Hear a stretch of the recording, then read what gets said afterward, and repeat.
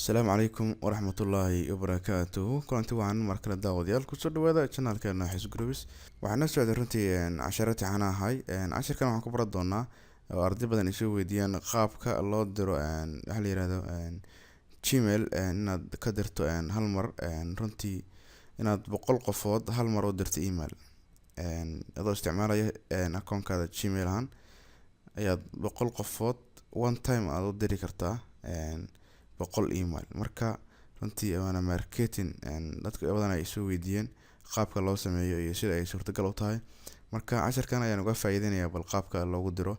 Waxaan kala ogeysiinayaa dadka barnaamijkan daawanaya ama ka faa'iideysanaya in loo baahan yahay in emailada marka hore waxaa laga baahan yahay horta inaad ogaato inaad hayso emailka oo meel kugu diyaarsan yihiin list markii emailka aad diyaariso kadib waxaa loo baahan yahay inaad mid u jeegareyso inay emailada shaqeynayaan.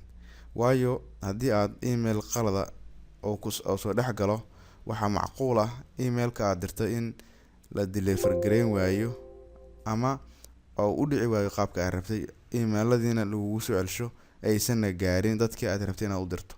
Marka fadlan waxaad iska hubidaa inuu ku jiro email qalad. Hadduu hal email qalad ku jiro all kan say noqonayaan runtii delivery-gan waa lagu soo celinayaa oo waxaad arkaysaa markaad ka baxdo emailkaada 100 email lagu soo celsho lagu leeyahay emailka laba deliver gareyn waxba ka qaldan. Marka fadlan emailadaas iska sax inay shaqeynayaan iska hubi kadibna insha Allah inaad dirto isku day. Waxaan tegaynaa Gmail-kana tegaynaa ada Gmail noo furan markaan leenahay compose sidii caadada ahayd markaan dirayno waxaan diraynaa compose aan ku dirnaa.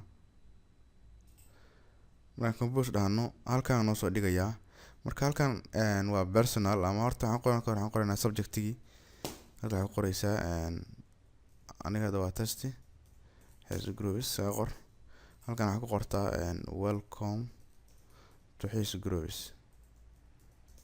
adiga waxaad doonto adiga ayaa ku qornay halkaan waa taqaanaa waxaad ku qornaysid marka ma aha inaad ku qoraysid welcome to Xis Groups laakiin adiga ujeedada kale aad taqaanid waxaad ku qoraysidna waa dhankaada.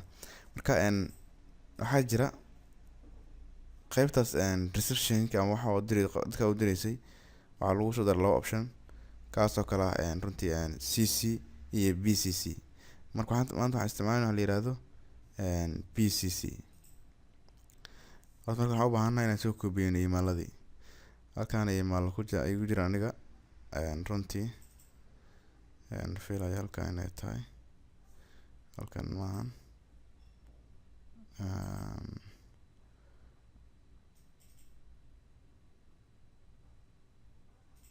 halkaan igu jiraan sax.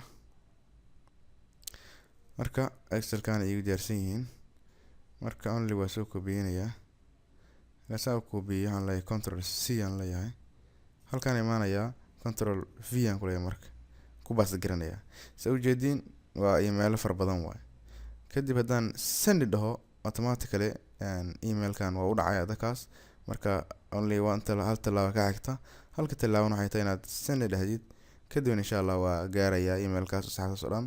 Marka intaad qof ugu dir lahayd fadlan qaabkan fudud ka faa'iideyso sina share garaa casharkan. Assalaamu calaykum waraxmatullaahi wabarakaatuh.